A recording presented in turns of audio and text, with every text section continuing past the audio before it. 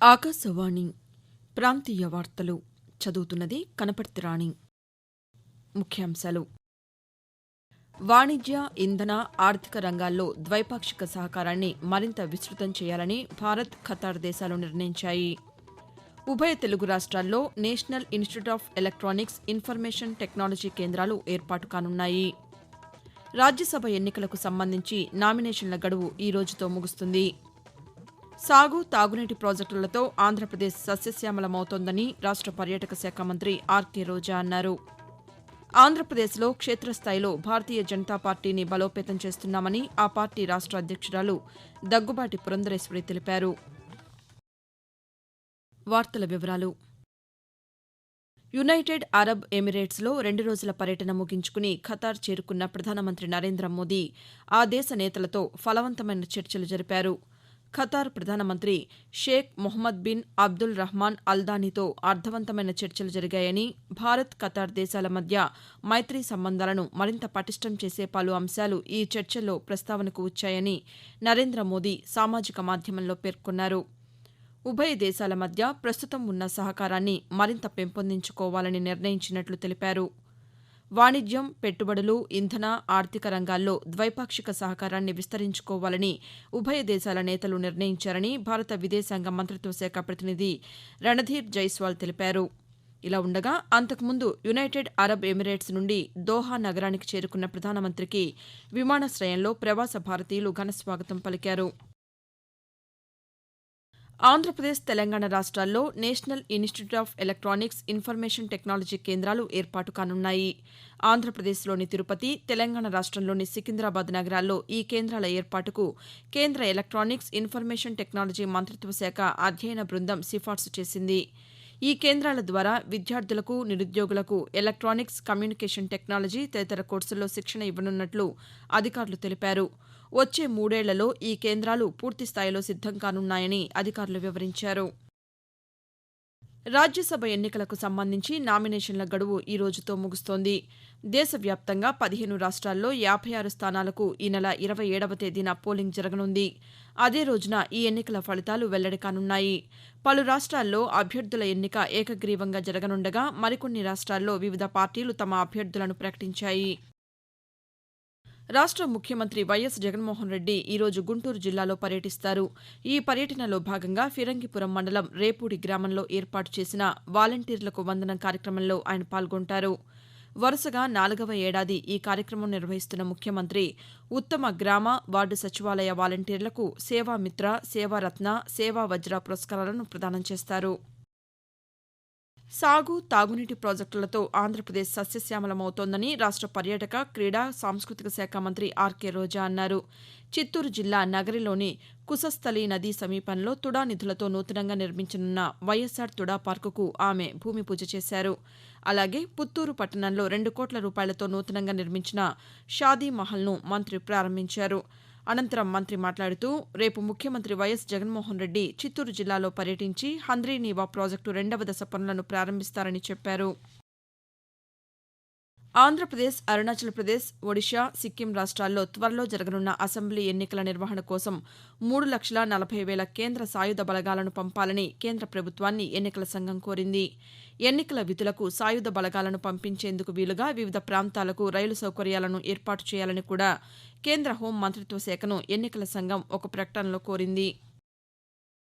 ప్రజా సంక్షేమం, ప్రజారోగ్యమే ధ్యేయంగా రాష్ట్ర ప్రభుత్వం పనిచేస్తోందని ఉప ముఖ్యమంత్రి అంజద్ బాషా అన్నారు. కడప నగరంలోని వైఎస్సార్ నగర్లో 4.95 లక్షల ఎంపీ ల్యాడ్స్ నిధులతో ఏర్పాటు చేసిన వైఎస్సార్ ప్యూరిఫైడ్ మినరల్ వాటర్ ప్లాంట్ను ఆయన నిన్న ప్రారంభించారు.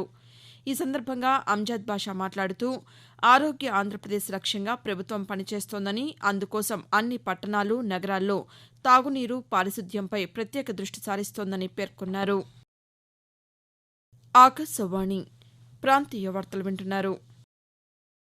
ఆంధ్రప్రదేశ్లో క్షేత్రస్థాయిలో భారతీయ జనతా పార్టీని బలోపేతం చేస్తున్నామని ఆ పార్టీ రాష్ట్ర అధ్యక్షురాలు దగ్గుబాటి పురంధరేశ్వరి తెలిపారు. తిరుపతి జిల్లా శ్రీకాళహస్తికి చేరుకున్న ఆమెకు ఆ పార్టీ నాయకులు ఈ ఉదయం ఘనస్వాగతం పలికారు. ఈ సందర్భంగా పురంధరేశ్వరి పాతికేయులతో మాట్లాడుతూ, రాష్ట్రంలో అవినీతి రహిత పాలన కోసం పాటుపడే వారికి వచ్చే ఎన్నికల్లో అవకాశం ఇవ్వాలని విజ్ఞప్తి చేశారు. భారతీయ జనతా పార్టీపై ప్రజల్లో పూర్తి విశ్వాసం ఏర్పడుతోందని ఆమె పేర్కొన్నారు. అనంతరం పురంధరేశ్వరి నెల్లూరు చేరుకున్నారు. రాష్ట ప్రభుత్వం అనుసరిస్తున్న ప్రజా వ్యతిరేక విధానాలపై బీజేపీ పోరాటం చేస్తుందని నెల్లూరులో జరిగిన పాతికేయుల సమావేశంలో ఆమె పేర్కొన్నారు. రాష్టంలో గ్రామాల అభివృద్ది కోసం కేంద్ర ప్రభుత్వం ఇచ్చిన నిధులను రాష్ట ప్రభుత్వం ఇతర అవసరాలకు మళ్లిస్తోందని విమర్శించారు. ప్రముఖ శాస్త్రవేత్త, టెలిస్కోప్ ఆవిష్కర్త గెలీలియో గెలీలీ జయంతి ఈరోజు. పెండ్యులం సిద్ధాంతాన్ని, పల్స్ మీటర్ వంటి యంత్రాలను రూపొందించడమే కాక అనేక అంతరిక్ష పరిశోధనలు చేసి సిద్ధాంతాలను ప్రతిపాదించిన ఆయన 1564 ఫిబ్రవరి 15వ తేదీన ఇటలీలోని పీసా నగరంలో జన్మించారు. ఖగోళ శాస్త్రానికి సంబంధించిన వాస్తవాలను ఎంతో ధైర్యంగా సమాజం ముందుకు తీసుకువచ్చిన గెలీలియోను అప్పటి రాజులు గృహ నిర్బంధంలో ఉంచారు. ఖగోళ శాస్త్రం అనంతమైన ఎదుగుదలను సాధించేందుకు టెలిస్కోప్ను కనుగొన్న ఆయన 1642 జనవరి 8వ తేదీన తుదిశ్వాస విడిచారు. రేపు రథసప్తమి సూర్య జయంతి సందర్భంగా శ్రీకాకుళం జిల్లా అరసవల్లి శ్రీ సూర్యనారాయణ స్వామి ఆలయంలో జిల్లా పాలనా యంత్రాంగం భక్తుల సౌకర్యార్థం విస్తృత స్థాయిలో ఏర్పాట్లు చేస్తోంది. రేపు తెల్లవారుజాము నుండి ఉషా పద్మిని ఛాయా దేవేరులతో కొలువైన సూర్యనారాయణ స్వామి మూల విరాట్టుకు క్షీరాభిషేక సేవ ప్రారంభమవుతుంది. ఆ తరువాత నిజరూప దర్శనం ఉంటుంది. జిల్లా కలెక్టర్ డాక్టర్ మంజీర్ జిలానీ సమూన్ ఇతర పోలీసు ఉన్నతాధికారులతో కలిసి ఆలయాన్ని సందర్శించి ఏర్పాట్లను పరిశీలించారు. ప్రముఖుల దర్శన మార్గాలను కూడా పరిశీలించారు. ఇలా ఉండగా రథసప్తమిని పురస్కరించుకుని తిరుమల తిరుపతి దేవస్థానం టీటీడీ కూడా తిరుమలలో పెద్ద ఎత్తున ఏర్పాట్లు చేస్తోంది. సూర్య జయంతి సందర్భంగా ఒకే రోజు స్వామివారు 7 వాహనాలపై భక్తులకు దర్శనమిస్తుండటంతో దీనిని అర్ధ బ్రహ్మోత్సవం లేదా ఒకరోజు బ్రహ్మోత్సవం అని కూడా పిలుస్తారు. ఆహార శుద్ది పరిశ్రమ రంగంలో దేశానికే ఆంధ్రప్రదేశ్ను ఆదర్శంగా నిలిచేలా చర్యలు తీసుకుంటున్నామని వ్యవసాయ, సహకార, ఆహార శుద్ది జలాల శాఖ మంత్రి కాకాని గోవర్ధన్ రెడ్డి తెలిపారు.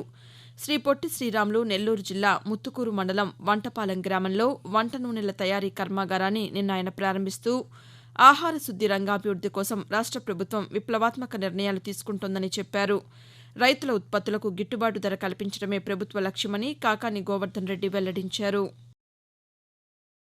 రాష్టంలో పేదలకు సొంతింటి కల సాకారం చేయటమే ప్రభుత్వ లక్ష్యమని పురపాలక, పట్టణాభివృద్ది శాఖ మంత్రి ఆదిమూలపు సురేష్ పేర్కొన్నారు. నెల్లూరు నగర పాలక సంస్థ పరిధిలోని అల్లిపురం ప్రాంతంలో నిర్మించిన టిడ్కో గృహాలను నిన్న ఆయన లబ్దిదారులకు అందజేశారు. ఈ సందర్భంగా మంత్రి మాట్లాడుతూ పేదలకు భారం కాకూడదన్న ఉద్దేశంతో ప్రభుత్వం అన్ని వసతులతో ఇళ్లను నిర్మించి ఇస్తోందని చెప్పారు. విభజన చట్టంలో పేర్కొన్న అంశాలను సాధించడమే వైఎస్సార్ కాంగ్రెస్ పార్టీ లక్ష్యమని ఆంధ్రప్రదేశ్ విద్యాశాఖ మంత్రి బొత్స సత్యనారాయణ తెలిపారు. విశాఖపట్నంలో నిన్న ఆయన పాతికేయులతో మాట్లాడుతూ రాష్ట్రానికి చట్టపరంగా రావాల్సిన అంశాల గురించే తాము కేంద్ర ప్రభుత్వాన్ని అడుగుతామని స్పష్టం చేశారు. విశాఖపట్నాన్ని పాలనా రాజధానిగా చేయాలన్న తమ ప్రయత్నాలకు ప్రతిపక్షాలు అవరోధం కల్పిస్తున్నాయని ఆరోపించారు. ఉద్యోగులు సమ్మె జరపకూడదని ప్రభుత్వం కోరుకుంటోందని, ఖాళీగా ఉన్న ఉపాధ్యాయ పోస్టుల భర్తీకి నోటిఫికేషన్ జారీ చేశామని బొత్స సత్యనారాయణ వెల్లడించారు. ప్రధానమంత్రి నరేంద్ర మోదీ తన మనసులోని భావాలను ఆకాశవాణి ద్వారా దేశ ప్రజలతో పంచుకునే మన్ కీ బాత్ మనసులోని మాట కార్యక్రమం 110వ సంచిక ఈ నెల 25వ తేదీ ఆదివారం ప్రసారమవుతుంది. మన్ కీ బాత్ కార్యక్రమానికి ప్రజలు తమ సూచనలు, సలహాలు అందించాలని ప్రధానమంత్రి కోరారు. ప్రజలు తమ స్వర సందేశాలను 1800117800 నెంబర్కు ఈ నెల 23వ తేదీ సాయంకాలం వరకు పంపవచ్చు. ప్రాంతీయ వార్తలు ముగించే ముందు ముఖ్యాంశాలు మరోసారి. వాణిజ్య, ఇంధన, ఆర్థిక రంగాల్లో ద్వైపాక్షిక సహకారాన్ని మరింత విస్తృతం చేయాలని భారత్, ఖతార్ దేశాలు నిర్ణయించాయి. ఉభయ తెలుగు రాష్ట్రాల్లో national institute of electronics, information technology కేంద్రాలు ఏర్పాటు కానున్నాయి. రాజ్యసభ ఎన్నికలకు సంబంధించి నామినేషన్ల గడువు ఈ రోజుతో ముగుస్తుంది. సాగు, తాగునీటి ప్రాజెక్టులతో ఆంధ్రప్రదేశ్ సస్యశ్యామలమవుతోందని రాష్ట్ర పర్యాటక శాఖ మంత్రి ఆర్కే రోజా అన్నారు. ఆంధ్రప్రదేశ్లో క్షేత్రస్థాయిలో భారతీయ జనతా పార్టీని బలోపేతం చేస్తున్నామని ఆ పార్టీ రాష్ట్ర అధ్యక్షురాలు దగ్గుబాటి పురంధరేశ్వరి తెలిపారు. ఆకాశవాణి ప్రాంతీయ వార్తలు ఇంతటితో సమాప్తం.